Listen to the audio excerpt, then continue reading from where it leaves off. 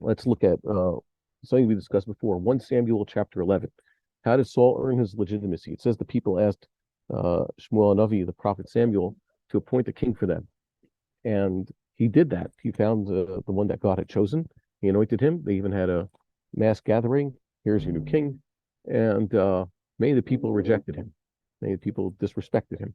And then it says that Nahash Ammoni, he's the ruler of the Ammonites at the time, he decided to try to take over the city of Yavesh Gilad. He had a terrible threat for the people there. He was going to blind them. He was going to do terrible things. They asked in their negotiations for just a few more days' time. And when Saul heard this, he basically rallied the entire army. Saul was very much agitated by this. It says that God's spirit took over him, and he basically threatened Am Yisrael, whoever to come after, join me in this war.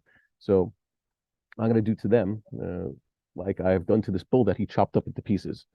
And he did. So what made Saul unique in this respect, I guess, what made Saul the first king and not just a judge, he did something that no judge before him did.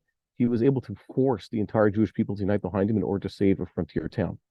So that's good. That's sometimes we need someone who is able to do such a thing. A king who does that in the name of God and does it to defend innocent Jewish people. But then Saul lost his legitimacy because he wanted to hold on to power at all costs, even though God had already declared that he was not to be king. And he was even persecuting the one that God had appointed to be his successor. So we discussed this, I think, 3 months ago, his trying to hold on to power at all costs brought down the entire nation. They lost in a fierce battle to the Philistines, and that's resulted in Saul's death and the death of his 3 oldest sons. Sometime around that time, it says at the end of the first book of Samuel. By the way, it's an artificial construct. There's only one book of Samuel. Just using this as convenience so people could find it in the standard printings. We see that David lost everything to the Amalekites. Him and his men, this few hundred men, had their own little town, and he was their leader. They were basically his mercenaries, and they had gone as a part of a show of force actually to the Philistines. It was a subterfuge, but when they came back to their town, Siklag, which is also on the border in the southwest of the land of Israel, they found that Amalekites had attacked and taken all of their wives and children and all of their property. They didn't kill anybody. And the Amalekites they got away with it.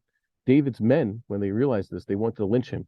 They didn't know what to do. All their families are gone. And it seemed like a pretty dire situation. But it says that David put his trust and his strength in God, and he was able to fight back and to beat the Amalekites. That's an important lesson. Everybody said, okay, this war is lost, but he's able to rescue everybody. And the victory resulted in even more spoils. They came back with more possessions than they had. They got everything that they had lost, plus more. And they also did a good wiping out of the Amalekites. Just a few got away on horses. Remember, the Amalekites always managed to survive more of them later. But that's how we should put this. That's what we have to always put our trust in God.